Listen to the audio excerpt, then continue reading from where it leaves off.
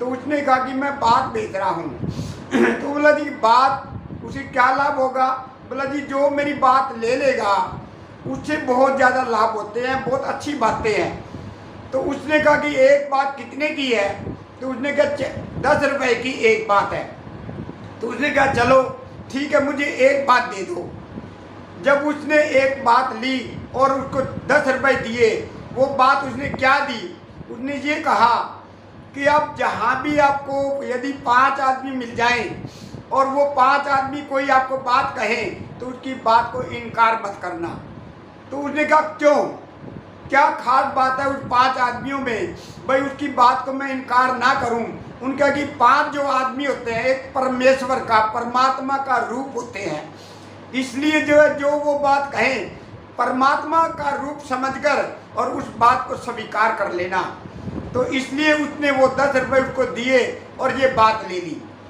अब उसने ये कहा कि मेरे पास 2 बात और हैं, न 3 बात और हैं, कुल जो है 4 बातें हैं, यदि 3 और नहीं लोगे तो उसका कोई लाभ नहीं होगा। तो उसने कहा चलो एक और बात दो फिर। तो उसने एक और बात ली। उसने कहा कभी भी अपनी पत्नी को जो है सच्चाई बात मत बताना। तो उसने वो बात भी ले ली। तीसरी बात फिर जब उसने और कहा कि तीसरी बात दो, 10 रुपये और भी दे दिए, तो 30 रुपये उसके पास पहुंच गए।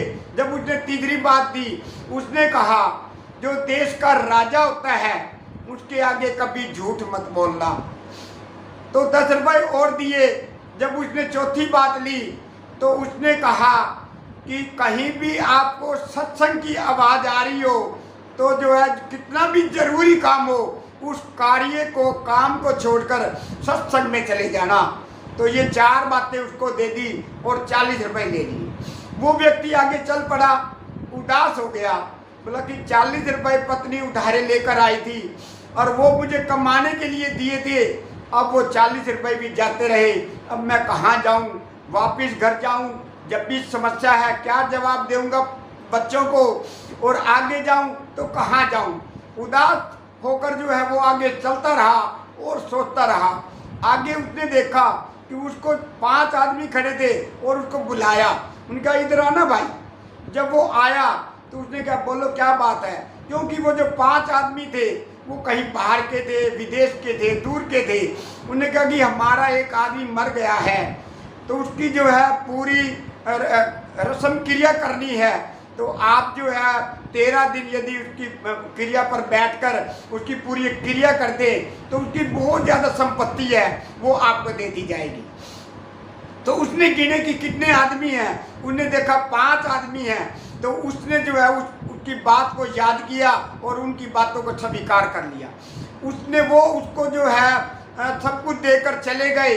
तो उसने पूरी जो है उसका कार्य किया, जो है 13 दिन बैठा और उसके बाद जितनी भी उसकी संपत्ति थी वो उसका पूरा कार्य करके संपत्ति लेकर घर चला गया। तो उसको दूसरी बात याद आई कि अपनी पत्नी को सच्चाई बात मत बताना। वो आपको मैं पीछे भी बता चुका हूँ कि ये जो है जो महिलाएं होती हैं ये भगवान के साथ जुड़ी होती हैं, इसलिए कभी झूठ नहीं बोल सकती और जो है ये सभी को बता देती हैं। तो जो है जब उसने पत्नी को बात नहीं बताई, झूठ बोल दिया, सच्चाई बात नहीं बताई, उसने पूछा कि कहाँ से इतनी संपत्ति लेकर आए हो, लेकिन ना बताने पर लेकिन वो महिला उसकी पत्नी जो पड़ोस में जाकर बता के आई सभी को कि जो है मेरा पति बहुत कुछ कमा कर लाया है, ये नहीं पता कहाँ से लाया है लेकिन बहुत रुपए लेकर आया है, बहुत कुछ पैसे लेकर आया है। लेकिन जब ये पड़ोस को सभी को पता लग गया, ये बात फैलती फैलती राजा तक बात पहुंच गई। तो उनको राजा को सभी को ये जो है ये संदेह होने लगा कि ये कहीं चोरी कर कर लाया है, इसलिए राजा ने उसको बुलाया। जब राजा ने उसको बुलाया तो उसको तीसरी बात याद आ गई, अपने देश के राजे के आगे कभी झूठ मत बोलना। तो उसने सच्चाई बता दी, जो भी घटना थी उसको पूरी घटना जो है राजा को सुना दी। राजा ने उसको वहीं बिठाया और उस बात की पूरी इंक्वायरी कराई, देखी तो सच्चाई बात निकली। जब वो सच्चाई बात निकली तो जो है राजा ने ये कहा कि मेरी जो है कोई औलाद नहीं है, कोई बच्चा नहीं है, मेरे बाद आपको ही जो है राजगद्दी दी जाएगी, क्योंकि ऐसा व्यक्ति मैंने अपने देश में नहीं देखा था जो बिल्कुल सच्चाई बताने वाला, इसलिए उसको अपना बेटा ही बना लिया और अपने राज परिवार में रख लिया। अब जो है जो उसकी रानी थी, अब उसको इस बात की चिंता हुई कि जो है यदि मेरा भाई है, यदि वो मेरे भाई को राजगद्दी दे देते तो कितना अच्छा होता। तो मैं इसको राजगद्दी दे रहे हैं तो क्यों ना मैं किसी तरह इसको मरवा दूं, तभी जो है मेरे भाई को राजगद्दी मिलेगी, वरना जो है कभी राजगद्दी नहीं मिल पाएगी। इसलिए जो है एक बार जो है राजा को कहीं जरूरी काम हो गया और उस व्यक्ति को जो सच्चाई बोलता था, जिसको बेटा बनाया था, उसको राजगद्दी पर बिठाकर चला गया और ये कहा कि जब तक मैं नहीं आता आपने इस काम को संभालना है।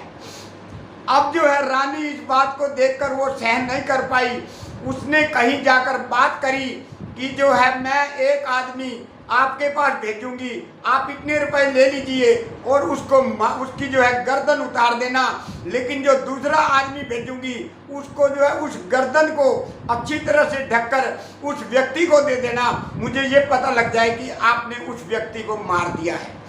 तो जब ये जो है बात करके आई तो उसने उसी को जिसको जो है राजगद्दी मिलनी थी उसको जो है भेज दिया रानी ने, जाओ ये सम्मान देकर जो है इस जगह पर सम्मान देकर आओ।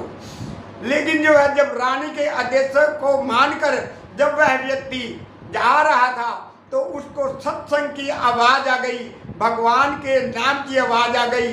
जब उसने उस भगवान के नाम की आवाज़, सत्संग की आवाज़ सुनी तो उसको चौथी बात याद आई कि उसने ये कहा था कितना भी जरूरी कार्य हो, कितना भी जरूरी काम जा रहा हो, लेकिन काम जाने से पहले उस सत्संग में भगवान के नाम में जाना जरूरी है। तो उसने सोचा कि ये तो फिर हो जाएगा, मैं पहले सत्संग में क्यों ना जाऊं। उसने जो है वो सत्संग में वो व्यक्ति चला गया और वो सत्संग जो है लंबे समय तक चलता रहा। जब उसकी समाप्ति होनी थी जब तो वो आगे जाता, इसलिए रानी ने अपने भाई को वहाँ पर भेजा कि जाओ, आपको वहाँ पर इस जगह पर जाओ, आपको कोई सम्मान देगा, आप वो लेकर आना। उसने ये नहीं बताया था कि किसी की गर्दन मिलेगी, लेकिन उसने ये कहा जो आपको सम्मान देंगे वो लेकर आना है, लेकिन आपने रास्ते में उस सम्मान को देखना नहीं है, क्या है वह सम्मान। लेकिन वो व्यक्ति तो सत्संग में बैठा रहा। उस पहले जो है उसका भाई पहुंचा और उन्होंने उसकी भाई की गर्दन को उतार दिया। फिर जैसे सत्संग की समाप्ति हुई और वह व्यक्ति गया, उसकी भाई को गर्दन की जो है ढककर और जो है उसको दे दी उस व्यक्ति को और ये कहा कि ये रानी को दे देना। जैसे वह उसके भाई की गर्दन लेकर आ रहा था, दूर से उस रानी ने देखा कि जो है ये तो वह व्यक्ति कोई चीज लेकर आ रहा है, तो जो है ये मरा तो नहीं, कहीं मेरे भाई की गर्दन तो नहीं उतार दी। उसके पैरों के नीचे धरती खिसक गई। जैसे उसने उस गर्दन को उस रानी के हाथ में थमाया तो उसने देखा कि मेरे भाई की गर्दन है, तो उसके जो है होश उड़ गए। तो ये थी जो है एक कहानी, और ये आपको मैं पहले बता चुका हूँ कि जो है जो महिलाएं होती हैं वह कभी झूठ नहीं बोल सकती, इसलिए जो है उन्होंने ये कहा था अपनी पत्नी को सच्चाई बात मत बताना। और जो है इसलिए उसने ये कहा था कि 5 आदमी एक परमेश्वर का रूप होते हैं, उनकी बात को कभी जो है इनकार मत करना। और तीसरी बात उसने ये कही थी कि राजा अपने राजा के आगे कभी झूठ मत बोलना। और चौथी बात उस भगवान की ताकत को बताया था, कितनी उतनी भगवान की शक्ति है। उस सत्संग में चले जाओगे तो भगवान आपको जीवन भी दे सकता है। ये आपको मैं आज बताना चाहता हूँ। यदि जो है आप कोई भी कार्य करें उससे पहले उस भगवान के परमात्मा को याद कर करें, तो मैं ये नहीं मान सकता कि आपको किसी प्रकार की असफलता मिलेगी। हर एक क्षेत्र में आपको सफलता ही मिलेगी। वाहिगुरु जी का खालसा, वाहिगुरु जी की फतेह।